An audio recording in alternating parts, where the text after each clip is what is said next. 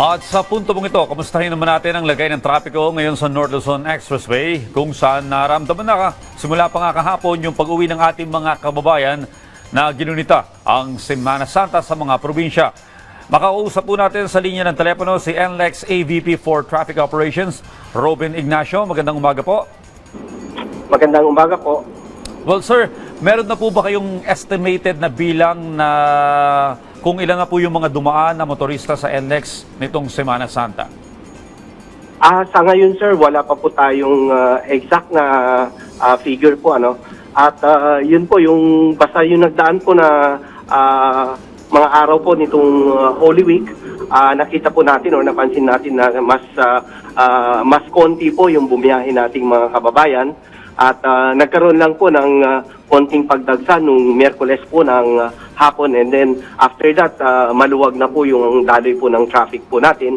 Yung pag-uwi naman po, maluwag pa naman po yung daloy ng traffic nung Sabado, at kahapon nga lang po nag-umpisa na medyo dumami po yung ating pabalik na po ng Metro Manila starting around 3 PM po, at tuloy-tuloy po yan hanggang mga pasado alas 10 kagabi.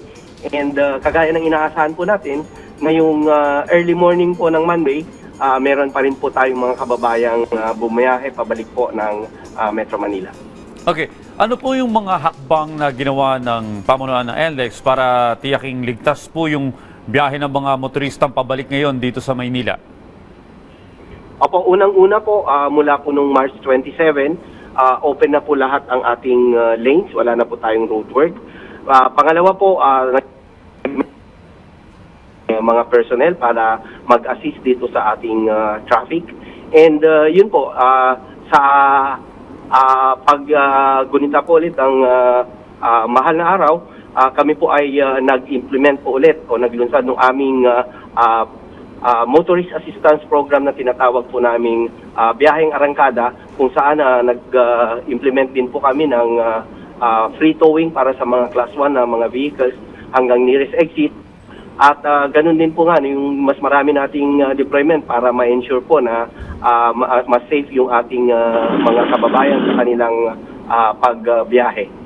Alright, sir, kung ihahambing po natin sa tala noong nakaraang taon, kamusta po yung dami ng mga sasakyan na nag-breakdown o nag-cause ng traffic or insidente ngayong Semana Santa po?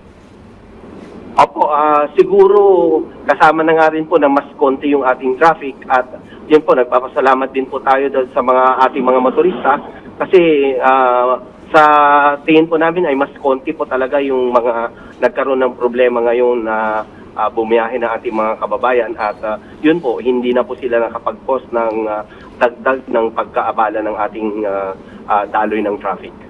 Well sir, anong oras po ba yung inaasahan yung talagang medyo bibigat ang trapiko or marami yung dagsa ng mga motorista sa NLEX ngayong araw ng Lunes?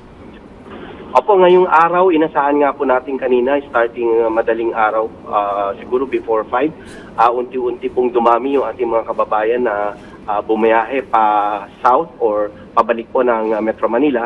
Kasabay na rin po siguro ng ating mga kababayan na papasok po ng opisina. Kaya meron tayong pagdagsa po kanina, at sa ngayon na po ay ang meron na lang po tayong slow-moving traffic ay itong papasok po ng EDSA at A. Bonifacio. Pero other than that, mabilis na po yung daloy ng traffic po natin.